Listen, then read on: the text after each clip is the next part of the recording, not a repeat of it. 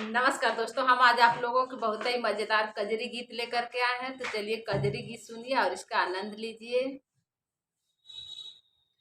नेवता भेजले बानी बेल के पतैया पे, गौरा जी के सैया के ना।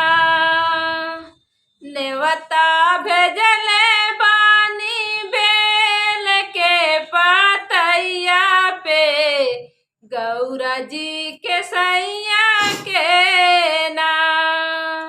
नेवता भेजले बानी बेल के पतैया पे, गौरा जी के सैया के नाम।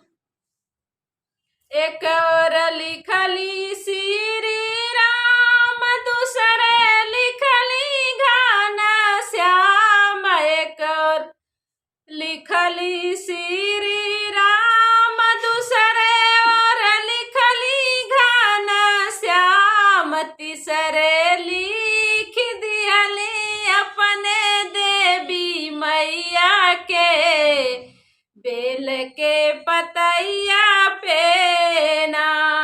तीसरे लिख दिहली अपने देवी मैया के, गौरा जी के सैया के ना।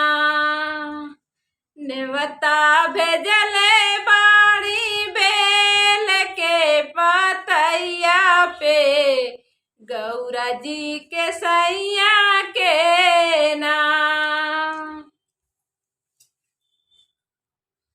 काऊ खाइए श्री राम, काऊ खाइए घना श्याम। काऊ खाइए श्री राम, काऊ खाइए घना श्याम। काऊ खाइए मोर देवी मैया के, काऊ खाइए मोर देवी मैया के, गौरा जी के सैया के ना।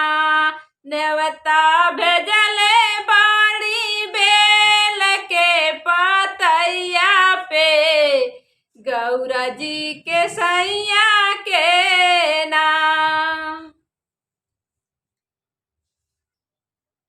नेवता भेजले बाड़ी बेल के पतैया पे, गौरा जी के सैया के ना।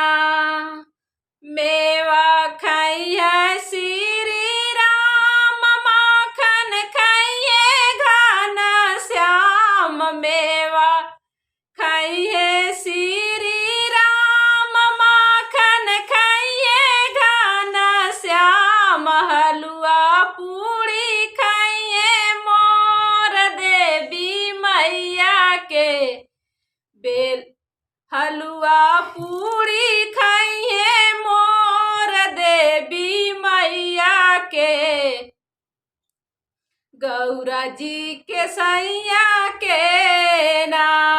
हलुआ पूड़ी खाइए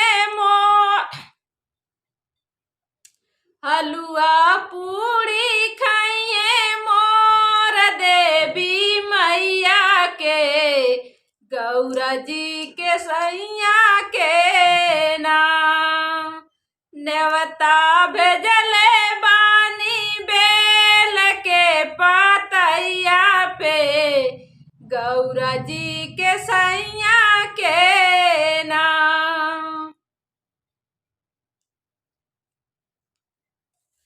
अमवा के डारी झूला श्री राम, अमवा के डारी झूला श्री राम। कदम पर झूले घना श्याम। अमवा के डारी झूला श्री राम, कदम पर झूले घना श्याम।